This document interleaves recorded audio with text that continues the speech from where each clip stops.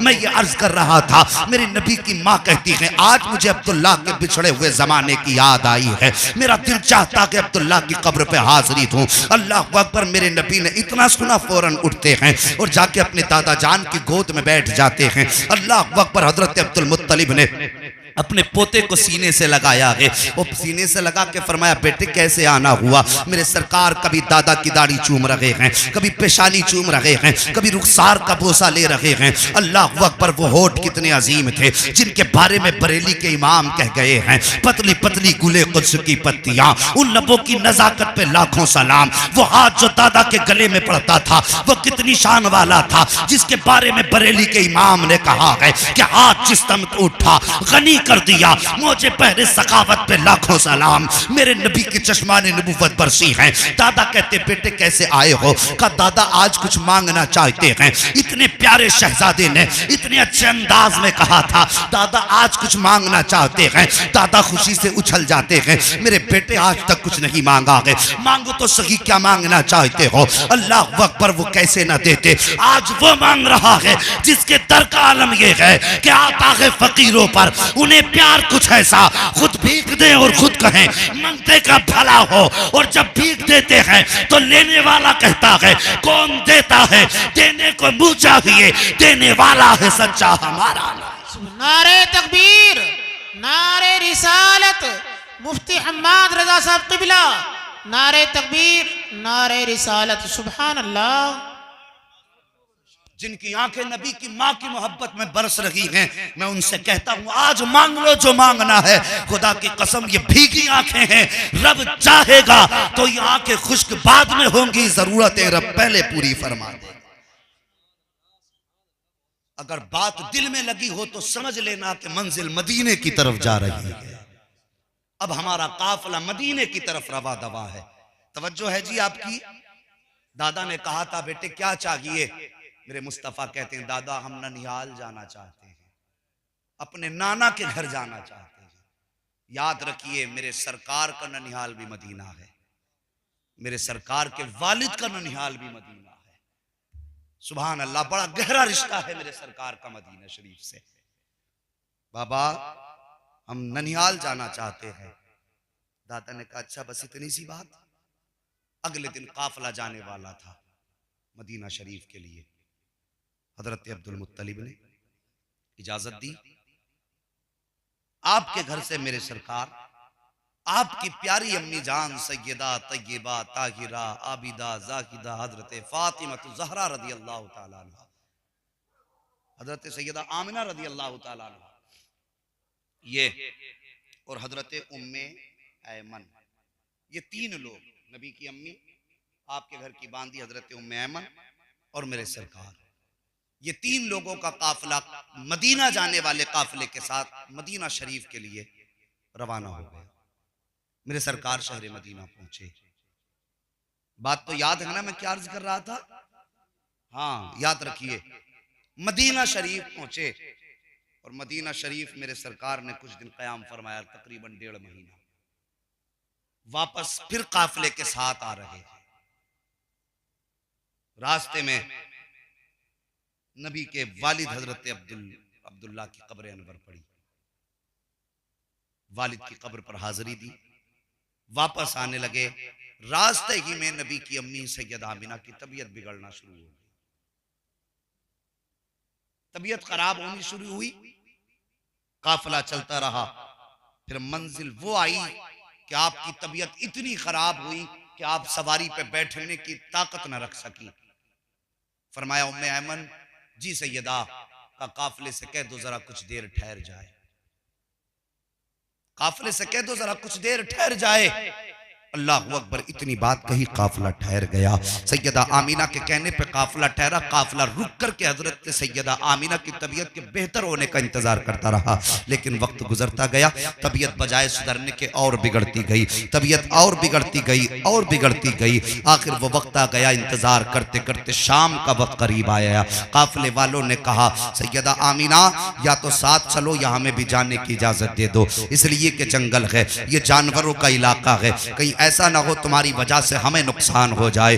अल्लाह अकबर। जब काफिले ने जाने की बात करी है, मेरे सरकार की उम्र शरीफ 6 साल है। कायनात में किसी बच्चे के जिगर पे ऐसा नहीं गुजरा होगा जो मंजर मेरे नबी के दिल पे गुजरा है। जब काफिला जाने की बात कर रहा है, नबी की अम्मी की तबीयत बिगड़ रही है। यहाँ से मक्का शरीफ भी दूर है, मदीना शरीफ भी दूर है, दूर दूर तक किसी तबीब और डॉक्टर का कोई पता नहीं है। इधर काफिला भी जाने की बात करता है। मेरे नबी कभी चुमते हुए सूरज को देख रहे हैं, कभी जाते हुए काफिले की तरफ देख रहे हैं। अपनी माँ का चेहरा मेरे सरकार ने देखा है। सैयदा कहती हैं, बेटे इस काफिले को जाने की इजाजत दे दो। अल्लाह अकबर। जरा सोचिए तो सही, उस बच्चे के दिल पर क्या गुजरी होगी जिसकी उम्र शरीफ 6 साल हो, माँ बीमार हो, पास नजर दूर करीब में कहीं भी डॉक्टर नजर ना आता हो और काफिला भी जाने की बातें कर रहा हो।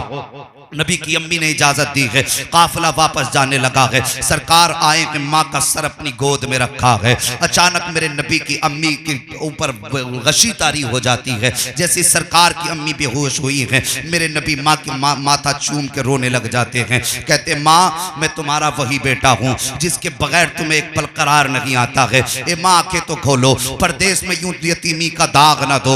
मेरे नबी इस दर्द के साथ रोए हैं। अल्लाह अकबर। नबी की अम्मी ने आँख खोली है, अपने लख्ते जिगर को सीने से लगाया है और लगाने के बाद अब नबी की अम्मी ने हजरत उम्मे ऐमन को बुलाया और बुलाने के बाद फरमाया, उम्मे ऐमन ले आज से मेरा बेटा तुम्हारे हवाले है, मेरे बेटे का ख्याल रखना है। और अगला जुमला जो नबी की माँ ने कहा था, कलेजे के टुकड़े टुकड़े कर देता है। हजरत सैयदा आमीना ने कहा था, उम्मे ऐमन आज से मेरा बेटा तेरे हवाले है। याद रखना, जिन बच्चों की माएँ बचपन में चली जाती हैं वो बच्चे दीवार से लग के रोया करते हैं। खुदारा मेरे बेटे को दीवार से लग के मत रोने देना, वरना आमीना की रूह तड़प जाएगी। इतना कहने के बाद अपना बेटा हजरत उम्मे ऐमन के हवाले किया है और मेरे सरकार ने माँ का चेहरा देखा है। माँ बेटे का चेहरा देख रही है। अचानक सैयदा आमीना ने यूं बाजू फैलाए हैं और इरशाद फरमाती हैं, ए बेटे मोहम्मद, आज से पहले तूने सऊबिया से भी लोरियां ली हैं, उम्मे ऐमन ने भी तुझे लोरियां दी हैं और हलीमा सादिया ने भी तुझे लोरियां दे करके सुनाया है। कभी शीमा से तूने लोरियां ली हैं, आज आखिरी बार अपनी माँ आमीना से लोरियां सुन लो।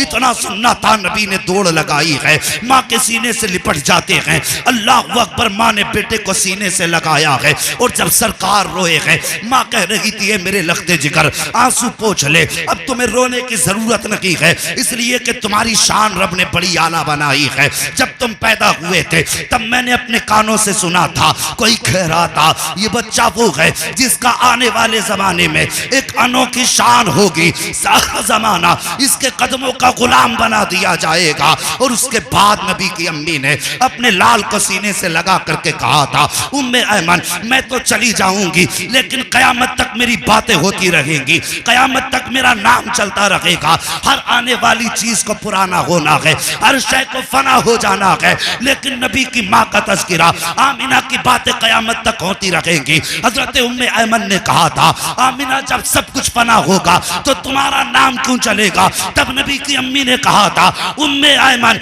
मैंने इतना शान वाला बेटा जना है, इतनी शान वाला बेटा जना है कि जब जब इसका तज़किरा होगा तब तक मदीने के बसने वाले मोहम्मद की अम्मी सैयदा आमीना के नाम के चर्चे उस महफिल में हमेशा होते रहे।